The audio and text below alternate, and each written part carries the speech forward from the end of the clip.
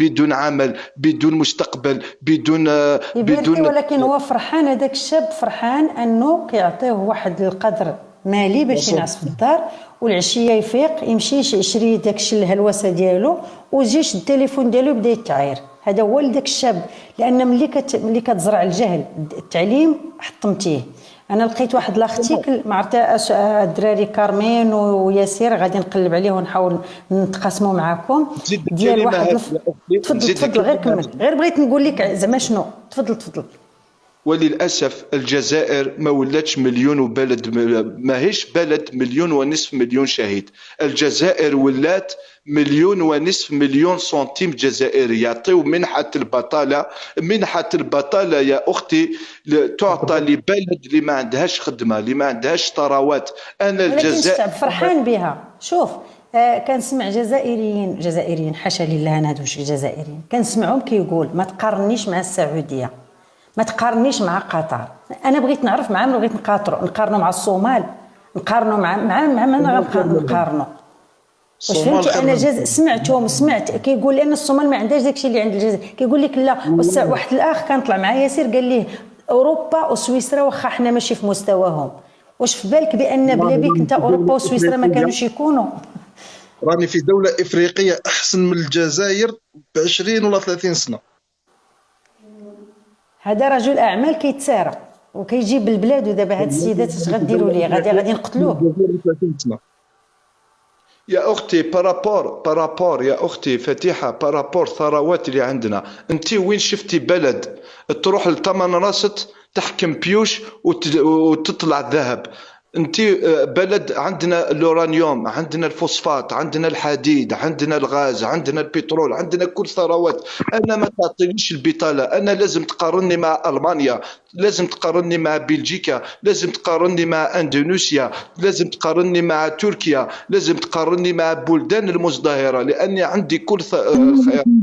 ولكن ليبرتي راه عندكم زياده على تلك المعادن، عندكم فرنسا وايطاليا واسبانيا، هادو تا هما عندكم. المانيا. السلام عليكم. والمانيا. سلام اختي صالحه، انا معك صالحه. ما حبيت نسقسي هذا اللي مسمي روحو ليبرتي ايغاليتي اللي راه ساكنه في لي لايف تاع المراركه، حبيت نسقسيه برك. اللايف ديال المغاربه. شوفي انا مغاربه. شوفي صالحه حبسي نسولك. شوفي انا سمعتينا حنا محترمين. الا بغيتي تعايرينا نزلي، بغيتي تهضري مع الاخ لا خليني نكمل غير. لا شوفي انا ما كنتخاصمش، انا اللايف ديالي ما فيهش لا معيور. انا ولا في حياتي ما نتخاصمش، ما عنديش. اسمعي غادي تصلحي قولي حنا مع المغاربه. حنا راه المغاربه، حنا مغاربه، عندنا دوله سميتها المغرب ماشي دوله سميتها المروك. غنحترموا محترمينا. عيب عيب على ما كتصلي صلاه المروك ولا كتصلي صلاه المغرب. ولا يرعفك اختي العزيزه صريحه. واش انت نعم واش انت صبليونيه اللي تعيني نقولوا المغرب غير باش ما تخلقش الاخت على خاطر. انا سولتك. لا سمحي لي اختي، شوفي من نهار حليت عيني وحنا نقول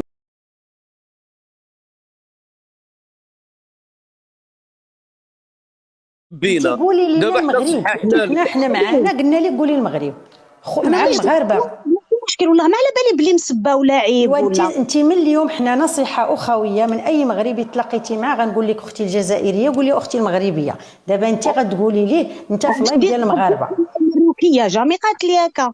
لا هذيك المروكيه ما كناش حنا ما كناش عارفين المعنى ديالها عندكم، ولكن دابا ملي فهمناه كنطالب اي اخ ولا اخت جزائريه ما يقولش لي انا مروكيه، يقول لي مغربيه، حيت انا مغربيه. با نصراني. سمعي انا با سميتو محمد، امي سميتها فاطمه، وانا مغربيه ومكتوبه عندي مغربيه. اذا انا ما نبغيش واحد يقول لي مروكيه، حيت ما كايناش جنسيه مروكيه، ما كايناش. شوفي هنايا كاين شوفي كاين مغاربه يخدموا هنا وكاين صاحبتي صالحه الله يعطيك الصحه. دابا خلي صاحبتك البارح. دابا من اليوم الا انت بغيتي اللايف ديالي واللايف ديال اي اخ واخت مغربيه تشاركي فيه وحنا راه كنناقشوا بعضياتنا وما بينا حتى شي حاجه، هي انك ما تقوليش مروكي. بغيتي تقولي كلمه مروكي سيري عند خوتك المغاربه اللي كيقبلوها منك وقوليها لهم، عندي ما تقوليهاش. الله يرحم لك الوالدين. ما فيها حتى شي. شوفي راه عندنا واحد المراركه كيديروا اللايفات وكيسبوا، هذوك هما اللي كنسميوهم حنا المراركه. اما حنا هذوك اللي كيتعايروا هادوك سيري عندهم وقول لهم المراركه، حنا اختي المغاربه ومني تكوني اسبانيونيه ولا فرنساويه ديك الساعه يطلنا المروك غتجينا ساهله بحال الميريكان. مروكي وماروكان ولا ماروكينو ولا موروكان مرحبا بك. ولكن مادام تفضلي دابا المهم غير صلحنا لك القضيه تاع مروكو لا كانوا كيعيطوا لنا السبانيول المورو على المارينيين. ملي كنا طلعنا عطيناهم قتله العصا وباش يطيحوا من المغاربه كيقولوا لي مورو. وانتم الجزائريين ولا انا ما نعرفش باللي نسبه والله ما نعرفها. نعرف باللي نروح للمروك نولي للمروك مرحبا دابا مروكي جامي عرفت باللي مسبه ولا. انت دابا حتى حنا ما كنا كناخذوها بحب ما، ولكن ملي فهمنا المعنى ديالها عند النظام الجزائري نحن مغاربه من الارض المغرب ولسنا بمروكيين. هذه غير نصيحه وتفضلي مرحبا بك.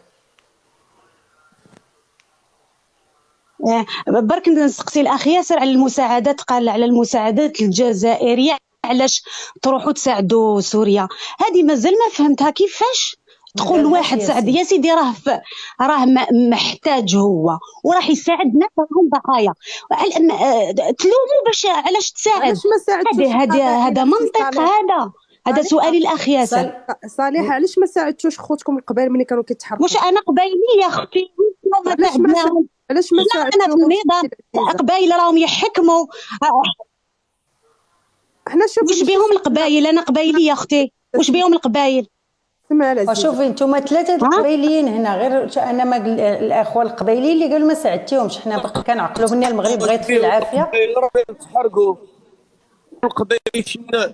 القبايلي شنات تحرقوا تقل عليه راسو، والقبايل تحرقوا لهم بهايمهم، تحرق لهم شجرهم، تحرقت لهم ارضهم، ما كاينش اللي يعاونهم. وعلى ما صراوش حرائق في المغرب، ما صراوش حرائق في المغرب. عرفتوا ما صراوش حرائق في المغرب بلاتي عرفتوا ما صراوش حرائق في المغرب. سمعي نقول لك واحد القضيه بلاتي في المغرب. اختي العزيزه شوفي حنا ماشي سوقنا تساعد وحنا ما باش ما تبقاوش تضحكوا على الشعب الجزائري وتقول لهم ساعدتوا الشعب السوري. قولوا صفتنا المساعدات البشار القتال هي فين وصلتوا المساعدات. الا ما كانتش في راسك انا قلتها لك الاخبار كلها كاتباها. مساعدات ما هضرت عليها ما نهضرش ما هضرت هو عليها ما فهمت واش جيناه كي تروحي تعاوني عاونا صالحه ما واحد ما قال جينا هذه اللي ما فهمتهاش صالحه. لا بلاتي نحاول لا غير بلاتي سؤال ليه واش يقلقوا انك تساعد؟ لا ما هو ما قلقش تساعدنا حتى واحد. انا اللي حليت الموضوع لقيت واحد الخبر انسا ايطالي كيهضر على اشنو طلب بشار الاسد الا بغاو الناس يساعدوا هذوك الناس المنكوبين اللي تزلزلات عليهم الارض. انا اللي بديت الموضوع قلت لهم اودي لقيت لانسا جاتني غريبه باش السفير ديال سوريا في الامم المتحده سميتو بسام صباغ يقول لهم باسم الرئيس السوري بان المساعدات اللي ما تدوش من دمشق ما يمكنش تدخل سوريا. علاش هذا الشيء؟ لان مفروض واحد الحصار على سوريا بحكم داك الشيء اللي وقع وبحكم المشاكل اللي دار بشار الاسد قتل الشعب ديالو. ما يهمشوا على هذوك اللي ماتوا تحت حكم صدام. اذا اي واحد غادي بالمساعدات سمعي اذا اي واحد غادي بالمساعدات فهو مجرم قاتل للشعب السوري ويساعد بشار على قتل الشعب السوري. لانه في حاله الزلزال لا يهمني الدوز على دمشق او على حمص او على اي بغيت نشرح لها ياسير. بغيت غير نقول لها ان قبل هذوك الناس اللي وقع اسمح لي اللي درت غير نكمل لها باش تفهم. هذوك الناس اللي وقع لهم الزلزال راه كانوا كتوصلهم مساعدات الانسانيه وناسهم الخريطه بتاتا الخريطه انا غنجيبها لك. كتوصلهم مساعدات من تركيا. بشار قال لهم ممنوع منعا كليا دوز شي حاجه على تركيا. غادي دوز من دمشق ولا ما دوزوهاش؟ اذا في نظريتك وغادي نعطيك دليل على الهضره اللي ماشي ذنب النظام الجزائري. هذا ماشي ذنب النظام الجزائري. حتى واحد ما كاين الناس راهم محتاجين مساعده. هذا النظام الجزائري كيستغل النظام الجزائري كيستغل الزلزال باش يدعم بشار.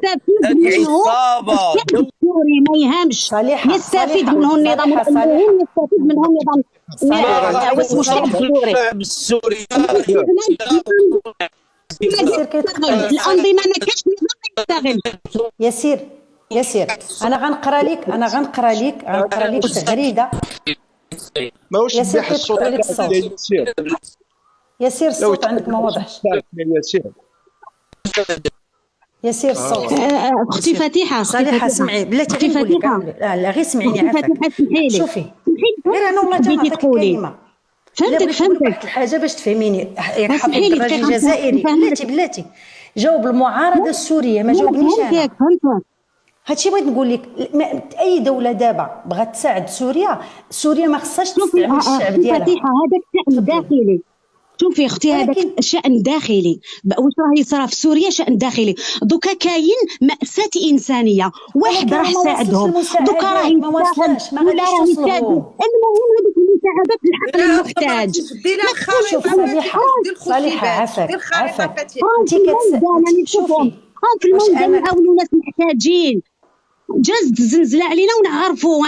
انا بومرداس نعرفوا مسموع الصوت، مسموع الصوت فاتحه دابا. كنسمعك دابا. فاتحه. اوكي خلينا نشرح لهاد الاخت هذه. سمعيني اختي غير بشويه لا باش ما لا تكثرش فهمت الهضره خويا، بزاف. فهمتني، فهمت. انا ماشي ضدك. غير الاخت فهميني غير فهميني. المغزى من ان بشار يقول المساعدات كلها تدوز على دمشق لانه باغي المساعدات ديال الجزائر وباغي المساعدات ديال روسيا وباغي المساعدات ديال ايران. هاد المساعدات اختي الكريمه ما فيهمش الحليب ديال الدراري الصغار، ماشي من ما غير فيهمش. البلدان كامل. غير اسمعيني غير جاوبيه صالحة غير غير اسمعيني الله يرضي عليك. بلاتي لا ذكر 3 دول ونصح هاد المساعدات هاد المساعدات يا اسمعينا الله يرحم الوالدين. هاد المساعدات انتي كيتسحب لك واش فيها الحليب ديال الدراري الصغار، كيتسحب لك واش فيها ليكوش، كيتسحب لك واش فيها المنطات، كيتسحب لك. لا، المساعدات التي ستدخل ستكون عبارة عن أسلحة هي اللي باغي بشار، وسيتم استغلال ظروف الزلزال لإدخالها عن طريق دمشق. الله يرحم لك الوالدين أختي. وإحنا عارفين أن النظام الجزائري يؤيد بشار 100%. إحنا ما عندنا حتى شي حاجة ضدك أنت كشخص، ما عندنا حتى شي حاجة، لأن أنت إلا وقعتي في مشكل اش كيهمك؟ كيهمك هو المساعدة، ما كيهمكش المشكل واش يجي عن المساعدة تجي عن طريق خالتك أو عمتك أو جدك. لا سيدي غير عاونوني. إذا هذا السيد ما بهش الشعب ديالو يتعاون به، يستغل المحنة ديال الشعب. فيقوا عيقوا شويه. الله يرحم لكم الوالدين.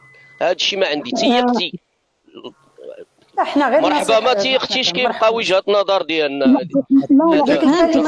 الانظمه جميع الانظمه تستغل ظروف تاع الشعب ديالها.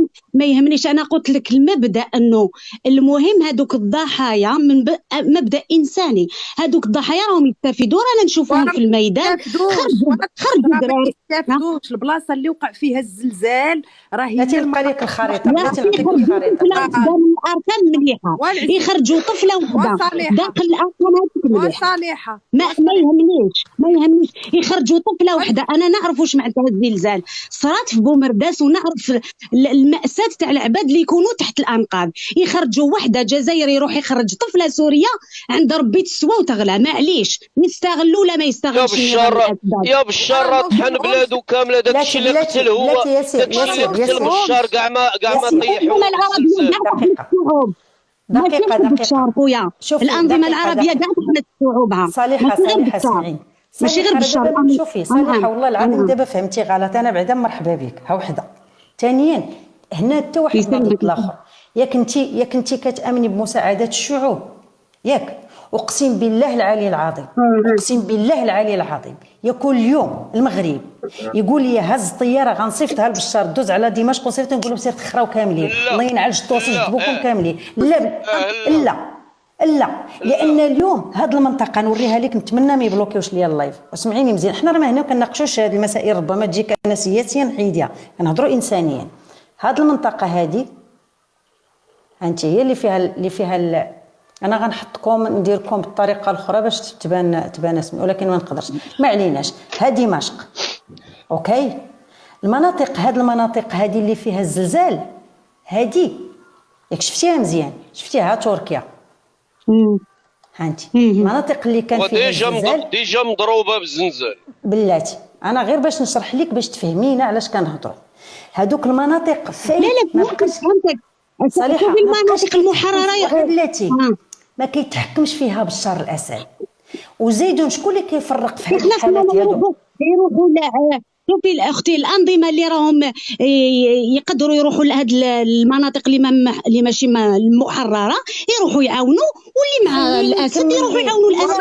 لا راه هو دابا يقدر يبغي مرضيهم، هو قال لهم لا سد عليهم الطريق بتاتا غير خليني كارمين نشرح عليها غير بشويه غير بلاتي الله يعطيك الرضا ما تقلقيش. انا بدي جلب انساني حد حيدي شوفي حيديني انا فاتحه شوفي حيديني انا فاتحه مغربيه وياسر كارمين حيديك انت جزائريه والاخ الخبير والاخ ليبرتي غنقرا لك المعارضه السوريه قالت الحفيظ الدراجي داكشي كتب واحد التغريده داروا فيه قالوا لي زعما كنشكروك على داكشي اللي كتبتي ولكن الله يهديك اش غادي يجاوبهم حفيظ الدراجي. هذه راه مقاله ما بغيتش نوري تويتر خفت لي حيدو. من حق المعارضه السوريه ان تعارض نظام بلدها كما تشاء، لكن لا يحق لها معاقبة سمعي مزيان معاقبة الشعب السوري والتهكم على من يقدمون له المساعدات الإنسانية في مواجهة المحنة التي ألمت به. الجزائر مثل غيرها من البلدان تتعامل مع الدولة والأنظمة القائمة، وهنا بغيتك تكوني ذكية بزاف وتسمعي مزيان لأن ماشي بليد هو القائمة فيها، وليس مع المعارضة ولا أفراد الجمعيات اللي كيقدم المساعدات في هاد الظروف هادو. الو الدول الصيفطات روسيا راه صيفطات لسوريا صيفطات لها الوقايه رجال باش يمشيو يقلبوا، لان حاليا ما يمكنش تدي الحوايج، ما يمكنش تدي الحليب، ما يمكنش تدي الدواء الحمر، ما يمكنش تدي السراول. لا هذه الحاله خاصه هو الاول تكون بعدا تزكى الارض، الناس يحاولوا يجبدوا ما امكن. كتستعملي الات، كتستعملي الكلاب، كتستعملي يد. على بالي جاوب علينا زوج اختي نعرف لا غير باش نشرح لك انا غنعطيك اخويا ليبرتي. اذا حنا مرحبا باي مساعده، ولكن من العار انك تبقى تساند واحد النظام اللي شرد الشعب ديالو. هذه راه اي سوري معارض يقولها لك. تفضل لا بيرتي. انت ما قلتيهاش ليها ان البلاصه اللي صيفطوا لها المساعدات راه ما مضرراش كما مضره المنطقه الاخرى. هذيك الشيء تشوفوا في التلفازه الاخوان، هذيك راه هي المغربيه. سيرتو بلي اعطوني كلمه دقيقه تفهموا كلش في السياسه الخارجيه. شوف انا باسكو كي طلعت اختي الجزائريه انا انسان قولني وين راك قاعد نقول لك واش راك حبيت تحكي. غير دخلت واش قالت اذا شفيتو قالت علاش راك ساكن عند المغاربه وعلاش يا القبيلي ساكن عند المراركه. ما قلت علاش مازال السؤال تاعي اللي مازال السؤال ديالي ما تقاطعونيش. غير دخلت قالت وعلاش انت يا القبيلي راك مع المراركه صافي ديال المراركه هذو. لا ماشي هكا خويا. لا انت اللي ساكن عند المراركه قالت لك انت اللي ساكن عند المراركه. فوالا ماشي كاتب اسمه. معليش تعطيني الكلمه يا اختي. انت تعرفي منطقه القبائل تحرقت منطقه انا منها خويا منها معليش.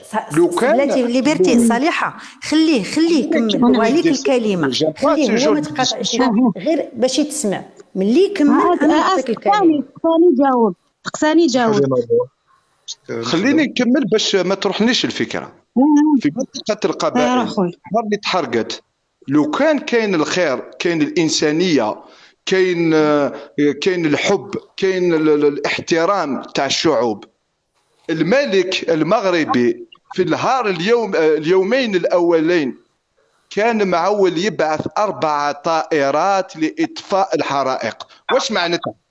ما نلحقوش يموتوا 475 واحد.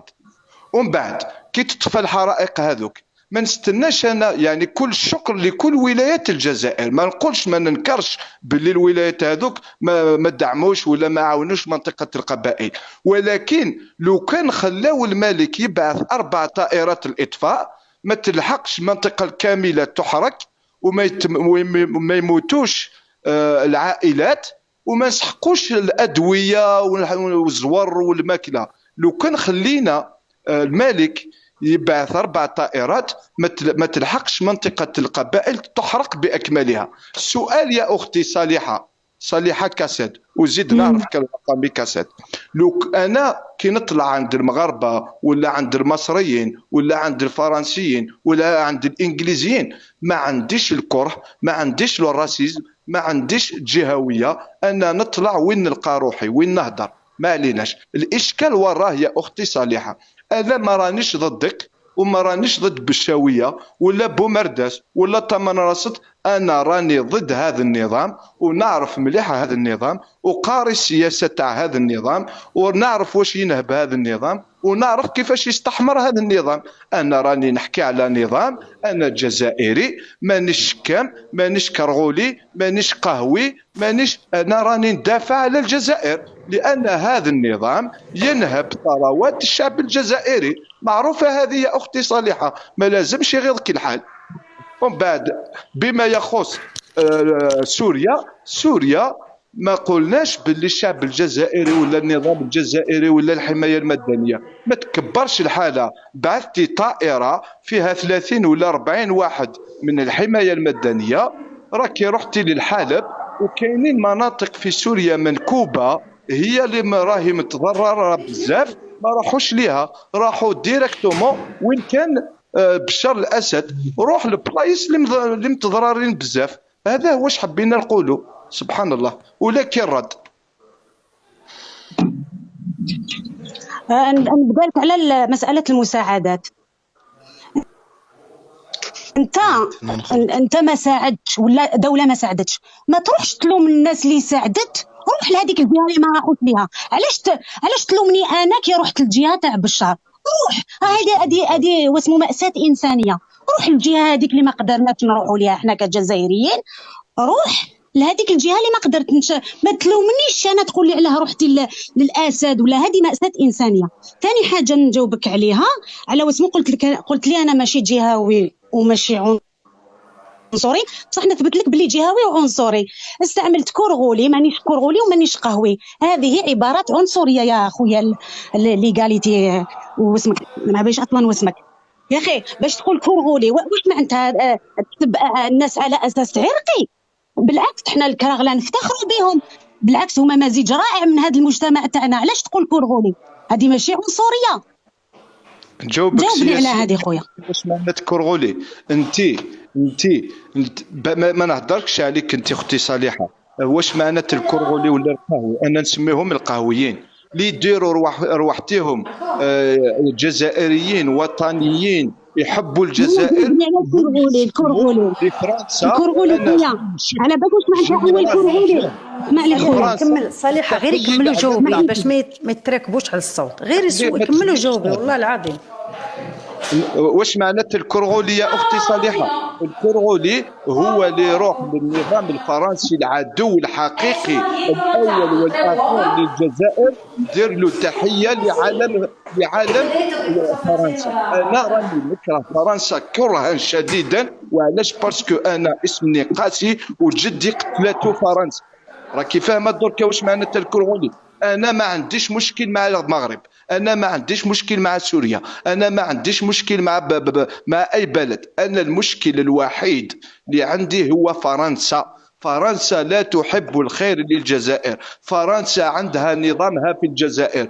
دوغول خلى كفرانات تاعو هما اليوم رجعوا جنرالات وهما اللي يحكموا الجزائر. انت بينك وبين روحك يا اختي صالحه تعرفي حقيقه الجزائر، تعرفي باللي احنا الشعب الجزائري مقهور على هذا النظام، تعرفي باللي هذا الشعب الجزائري ضد هذا النظام. ولكن في جهه عندكم النيف على اخوتنا المغاربه باللي احنا جزائريين رانا مع هذا النظام. هذا النظام لا يريد الخير لا للجزائر ولا لشمال افريقيا ولا لبلدان الجوار. انا واش حبيت نقول لك؟ اسمعني يا اختي صالحه، ما عنديش مشكل مع العرب ولا مع الولايات ولا مع الديانات ولا مع الهوايات. البارح برك ما تنساش اختي كنا نهضروا على اسرائيل. البارح دخل هذاك المغني الفرنسي من اصل يهودي، دخل الى الجزائر، راه في تلمسان جا الوهران، واليوم راه في العاصمه راهم يديروا له كاع تصاور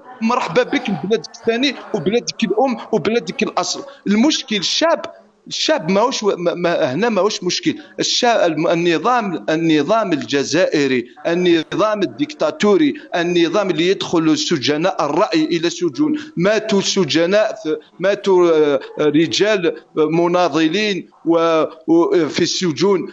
حنا النظام عدو، حنا النظام يقهر هذا الشعب، النظام اللي ما يحبش الخير لبلاده. كي تقولي انت عندك القبائل او محكومين او عندنا بار اكزومبل الناس تحكم، هذوك حنا نسميوهم لي كادياس، لي كابيل دو سيرفيس. حنا ما حبيناش مهما تكون منطقه باكملها راهي في الوزاره، اني راني ضد منها. انا حبيت اجماع توافقي، انا حبيت دستور توافقي، انا حبيت عداله مستقله، انا حبيت رئيس منتخب، انا حبيت نسقموا مشاكل داخليه، نسقموا مشاكلنا الهويه، مشاكلنا اللغويه، مشاكل في كل المجالات، مشاكل المستشفيات في الصحه، مشاكل الفلاحه، مشاكل غلاء الاسعار، مشاكل كي نسقموا البلد الجزائر اللي تقولوا قاره، ومن بعد ساهل. المغرب ماهيش عدو، المغرب عندنا مشاكل سياسية نتفاهموا معاهم ونفتحوا الحدود ونديروا اقتصاد قوي ونديروا علاقات سياسية، علاقات استراتيجية، علاقات اقتصادية مع ليبيا، مع تونس، مع الجزائر، ونديروا الجزائر بوابة إفريقيا، وحنا ناكلوا خيرات إفريقيا، وشعبنا يزدهر، وشعبنا يعيش بكرامة، وشعبنا يعيش بالأخر. أنا إذا حبيت نروح نحوس ما نروحش نحوس الباري، نروح نحوس الأكادير والمراكش، ونروح نحوس في المغرب، ما عنديش إشكال معهم. وعلاش أنا كي اليوم نحرق الى فرنسا، وعلاش انا نموت في البحر على فرنسا وعلى اوروبا؟ عندنا خيرات خير منهم، عندنا ديانه خير منهم، عندنا مستوى خير منهم، عندنا علماء خير منهم، عندنا اطباء خير منهم. نسيتي يا صالحه يا اختي، البارح فرنسا ادت لك 5000 طبيب، 5000 طبيب يا اختي صالحه. معناتها الجزائر ولا المغرب ولا اليوم المغرب عندنا في لانازا، عندنا علماء من المغرب، من الجزائر، من عندنا بلد قوي. شمال افريقيا تكون قويه لو كان هبطوا هذا النظام، لو كان هبطوا هذا النظام والله ما تحوسي تروح لاوروبا، والله غير اوروبا اللي تجي لشمال افريقيا، والله غير اوروبا اللي تحوس لشمال افريقيا، والله غير اوروبا اللي تجي شمال افريقيا. ولكن للاسف، نقول للاسف ما نقولوش الحقيقه. انا نموت ونبرد، انا نموت اذا ما فاليش الله نشهد باللي فرنسا لا تريد الخير لا للجزائر ولا للشعب الجزائري ولا للمغرب. على بالك ما تقبلش فرنسا، ما تقبلش الحرب بين الجزائر والمغرب. انا هذه نعطيها لكم سياسيا، فرنسا لا تقبل الحرب بين الجزائر. لو كانت تكون الحرب بين الجزائر والمغرب، اوروبا ستنهار، اوروبا سيتحكمها الجوع، اوروبا سيحكمها الارهاب داخل اوروبا. على هذيك ما يقبلوش الحرب، سينو يقبلوا هذه التفاهات. انا نسميها تفاهات سياسيه، لان ما عندناش مشكل في الاصل، ما كناش عدو، ما دارناش الحرب مع المغرب باش اليوم نطلع في التيك توك نسب ونعاير. انا المغرب خوتي بالدم بالدين بالهويه بالاصل. حنا نو ميديا اللي ما حبش يروح يشوف وين راهي بلاصتو. حنا شمال افريقيا، لو كان نبنيو شمال افريقيا، انا سمحوا لي نقول هذه العباره، ليه انا نهضر سياسيا؟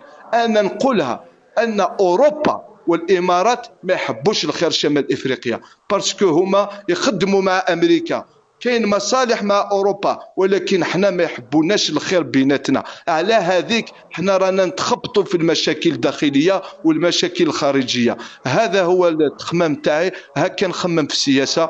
هذه هي هادشي علاش كيحرقوكم اخي القبيلي، هادشي علاش كيحرقوكم على هاد العقليه هادي، هادشي علاش كتأديو الثمن على هاد العقليه هادي، هادشي علاش يتم اضطهادكم على هاد العقليه هادي. شتي ملي دويتي هكا كيبان لي ان حتى الحريق الذي شب في القبائل له علاقه بفرنسا.